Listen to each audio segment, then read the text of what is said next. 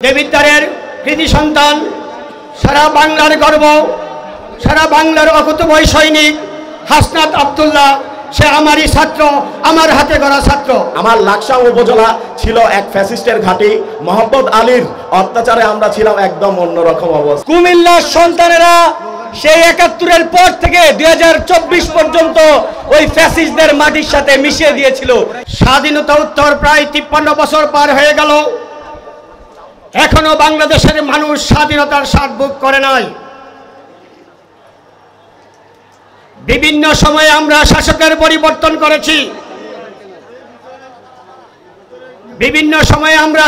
পরিবর্তন করেছি, কিন্তু শাসকের পরিবর্তন করে দেশের মানুষের ভাগ্যের পরিবর্তন হয় নাই।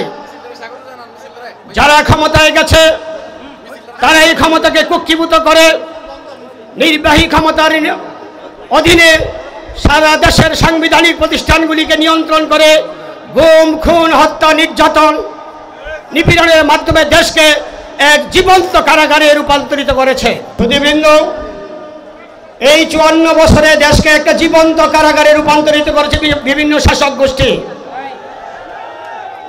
আমরা এই শাসন ব্যবস্থা আর মানি না, মানতে পারবো না।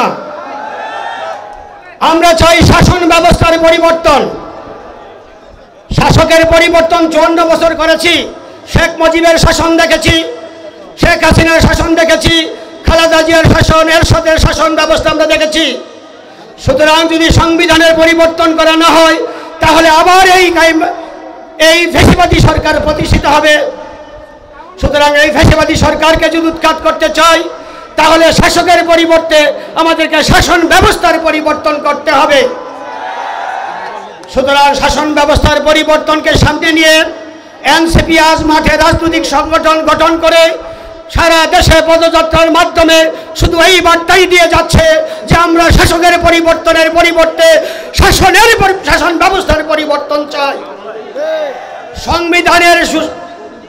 সংবিধানের পরিবর্তন ছাড়া যদি সরকার গঠন করা হয় তাহলে আবার পুনরায় সেই ফ্যাসিবাদীরই জন্ম হবে। সুতরাং জনগণের ক্ষমতাকে জনগণের কাছে ফিরিয়ে আনতে হবে, আর জনগণের ক্ষমতাকে জনগণের কাছে ফিরিয়ে আনতে হলে অবশ্যই সংবিধানের প্রয়োজনীয় সংশোধন ছাড়া এনসিপি নির্বাচনে যেতে যাবে না। সুপ্রিয় উপস্থিতি, আমাদের জাতীয় নেতৃবৃন্দ কিছুক্ষণের মধ্যেই চলে আসবে। আপনারা বিভিন্ন দূর দূরান্ত থেকে ধৈর্য সহকারে এসেছেন, কষ্ট করছেন, সেই জন্য এনসিপির পক্ষ থেকে, আমার দেবিদ্বারের এনসিপির পক্ষ থেকে আমি আপনাদের কৃতজ্ঞতা জানাচ্ছি। দেবিদ্বারের কৃতি সন্তান, সারা বাংলার গর্ব, সারা বাংলার অকুতোভয় সৈনিক হাসনাত আব্দুল্লাহ, সে আমারই ছাত্র, আমার হাতে গড়া ছাত্র। তার এই নেতৃত্বের প্রতি পূর্ণ আস্থা জ্ঞাপন করে আমি দেবিদ্বারবাসীকে নিয়ে আপনাদের সামনে হাজির হয়েছি এই শাসন ব্যবস্থার পরিবর্তনের জন্য। আশা করি আপনারা সবাই এনসিপিকে সমর্থন করে তাদের হাতকে শক্তিশালী করে আগামী দিনে এনসিপিকে জাতীয় সরকারে নিয়ে যাবেন। জাতীয় কবি কাজী নজরুল ইসলাম একটা কথা বলেছিল, আমরা যদি না জাগি মা কেমনে সকাল হবে। কুমিল্লাবাসী কি ঘুমিয়ে গেছে? কুমিল্লাবাসী কি ঘুমিয়ে গেছে? এই কুমিল্লাবাসী যদি হেরে যায় তাহলে এনসিপি হেরে যাবে, আর এনসিপি যদি হেরে যায় তাহলে বাংলাদেশ হেরে যাবে। আমরা কুমিল্লা বা এনসিপি কাউকে হারতে দিব না। এই কুমিল্লা থেকে জুলাই বিপ্লব, জুলাই গণঅভ্যুত্থানের ডাক উঠেছিল। এখান থেকে আন্দোলনের চিত্র সারা বাংলাদেশে ছড়িয়ে পড়েছিল। বিপ্লবী ভাইয়েরা, আপনাদেরকে অনুরোধ করব, আমরা সবাই ঐক্যবদ্ধ থাকব। আমরা যদি ঐক্যবদ্ধ না থাকি তাহলে ফ্যাসিস্টরা আবার ঐক্যবদ্ধ হচ্ছে। আমরা দেখতে পাচ্ছি বাংলাদেশের দ্বিতীয় ফ্যাসিস্টের উত্থান হচ্ছে। আমরা যদি ঘুমিয়ে যাই তারা মরণ কামড়ে দিবে আমাদেরকে। তাই বিপ্লবী ভাইরা, ঘুমানো যাবে না, সবাইকে সজাগ থাকতে হবে, সবাইকে বিপ্লবের পথে থাকতে হবে, সবাইকে জুলাই গণঅভ্যুত্থানের চেতনাকে বুকে ধারণ করে বাঁচতে হবে। সবাইকে ধন্যবাদ। ইনকিলাব জিন্দাবাদ। জাতীয় নাগরিক পার্টি দেশ ও জনগণের সাথে সবসময় থাকবে।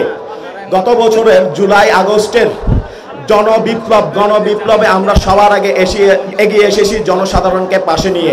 আমরা আবারও এই কথা জানিয়ে দিতে চাই, নো ম্যাটার হোয়াট, যখনই এই দেশের কান্ট্রি লগ্নে ছাত্র জনতার প্রয়োজন হবে আমরা একত্রে মাঠে নামবো এবং এই বাংলার মাটিতে আর কোনোদিন কোনো ফ্যাসিস্টকে গড়ে উঠতে দিব না।